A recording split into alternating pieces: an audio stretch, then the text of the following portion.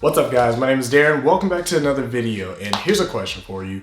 Will Nvidia stock go back up? Seems pretty generic, seems pretty simple, but there's obviously a lot of people talking about it and asking about it, so let's talk about it. So in order to answer that huge question, we really need to start off with what Nvidia is, and we can quickly go over that. So Nvidia is a semiconductor-based company that primarily focuses on and gets most of its popularity from its GPUs, or its graphics processing units. And those are applied to certain things like PCs, gaming laptops, and data centers. So in general, they're really popular with graphics on a PC. They even actually make PCs that are specifically meant for mining cryptocurrencies like Bitcoin and Ethereum. And with the way that technology is going about with our society, you can imagine how important and how popular a company like Nvidia is. So popular and important that at one point Nvidia stock price had reached over $330. Amazing stuff.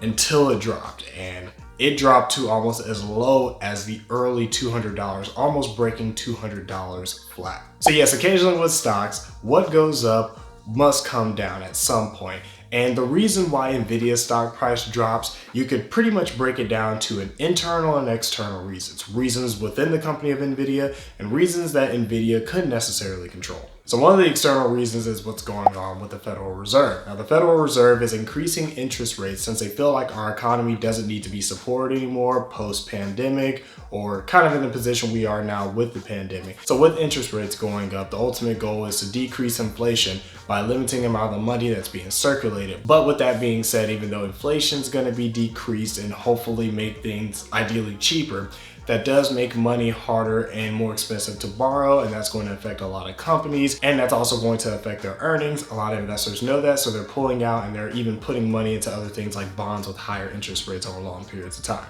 And you got to keep in mind that the top 10 stocks of our stock market in regards to market cap are within the tech sector, including Apple and Microsoft. And I'm sure if you go even further down, or even in the top 10, you hit companies like Nvidia. Those companies are going to get hit the hardest because there's a lot of trading going on with those. And that's one of the major reasons why a company like Nvidia is dropping. The chip shortage is the other external reason, and that's been going on for a few years, and it's affecting practically any company involved in technology, from consumer tech to even automobiles. Any company that has technology involved with it is going to use some type of chip processor and some type of semiconductor tech. So when you have chip shortages, it affects all that, including a company like Nvidia. Now, even though the external reasons definitely weighed a bigger toll on the company's stock price, there were some internal reasons, and the biggest one is definitely the acquisition with ARM. So in 2020, Nvidia announced a $40 billion acquisition of the chip architecture-based company called ARM. That alone made the stock price uneasy. There were a lot of people that were for it, that felt like it was going to benefit Nvidia and ARM, and there were a lot of people that were against it because they felt like Nvidia was going to turn into some monopoly, considering the influence that a company like ARM had. And shortly following that, the FTC sued to block the acquisition between Nvidia and ARM, believing of potential anti-competitiveness if the merger or acquisition actually happened, which also helped the price to drop. And on top of that, just recently, a lot of analysts are announcing that Nvidia's acquisition of ARM is less likely to happen, especially with the heat of them being under investigation, and just the fact that it's taken a little bit longer, or almost a lot longer than what they predicted from when they announced it to begin with. And again, there's a lot of mixed emotions with that because people are for it or against it, but regardless, that helped the stock price continue to go down. It went down to the point, like I said earlier, that Nvidia got to almost $200 per share, and it looked like at one point it was going to go below that. Now at this point, there may be a lot of investors that are really concerned on if Nvidia is going to reach back up to its $300 per share, or even its all-time high of roughly $330. Now to answer the main question on if Nvidia's stock price will go back up, my immediate answer is yes. But here's why. Nvidia is one of the most important tech companies in the semiconductor industry, which is used in all types of techs, yet again, from consumer electronics to automobiles to PCs to laptops, you name it. So those alone should prove that this company is definitely going to be profitable in the future, and definitely has a possibility of reaching that all-time high and even surpassing it at some point in the future.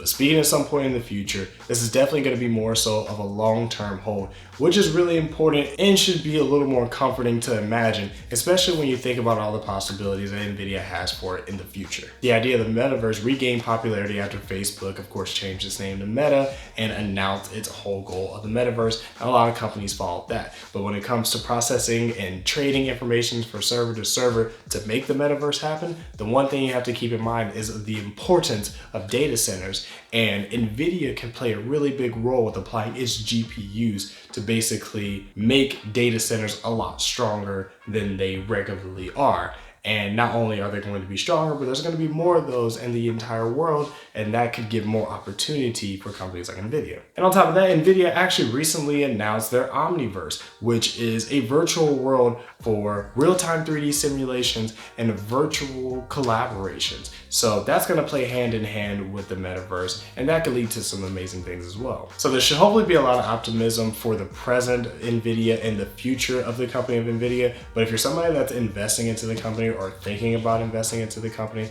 one thing you want to keep in mind is that the road to that all-time high of $330 and then some, it's going to be a little bumpy. And that has a lot to do with the valuation of the company, because even though a lot of people, including myself, love a company like Nvidia, it technically is a bit overpriced. You can clarify that with using one of the ratios called the price to earnings, or the PE ratio. Granted, there's a bunch of other ratios you can use, but that's one of the more popular ones that you'll see on the front of apps like Robinhood.